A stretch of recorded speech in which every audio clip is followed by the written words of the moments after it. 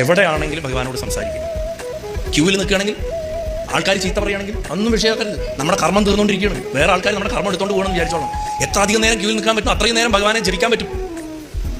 അതുകൊണ്ട് ജപിക്കുക, ഭഗവാനോട് സംസാരിക്കുക, അങ്ങോട്ട് ചോദിക്കുക. ക്ഷേത്രത്തിൽ വരുമ്പോൾ ചോദിക്കുക, സ്വാമി സുഖമാണോ?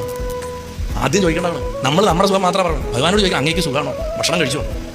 ഒക്കെ ഭംഗിയായിട്ട് നടക്കണില്ലേ? എന്താ കയ്യിൽ പൊള്ളിയോ? അവിടെ എന്താ വിളക്ക് കെട്ടുണ്ടോ? ചോദിച്ചു നോക്കൂ, സംസാരിക്കും.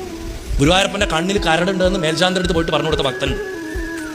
ഗുരുവായൂരപ്പൻ്റെ കണ്ണിൽ കരടുണ്ടെന്ന് പണ്ടല്ല, ഇപ്പോൾ ഈ അടുത്ത കാലത്ത്. എനിക്കൂടെ എഴുക്കോട് തിരുമേനിയായിട്ടാണ് നമ്മുടെ ശബരിമല മേൽശാന്തി ആയിരുന്നല്ലോ. അദ്ദേഹം ഗുരുവായൂരപ്പൻ്റെ മേൽശാന്തി ആയിരിക്കുന്ന കാലത്താണ് എഴുക്കോട് കൃഷ്ണദാസ് അദ്ദേഹം പറഞ്ഞിട്ടുണ്ട്. എവിടെ അല്ല അങ്ങനെയുള്ള ഞാൻ പറഞ്ഞത്, ഭഗവാൻ നമ്മൾ സംവദിച്ചാൽ തിരിച്ച് സംവദിക്കും. അതുകൊണ്ട് ഭഗവാനോട് സംവദിക്കും.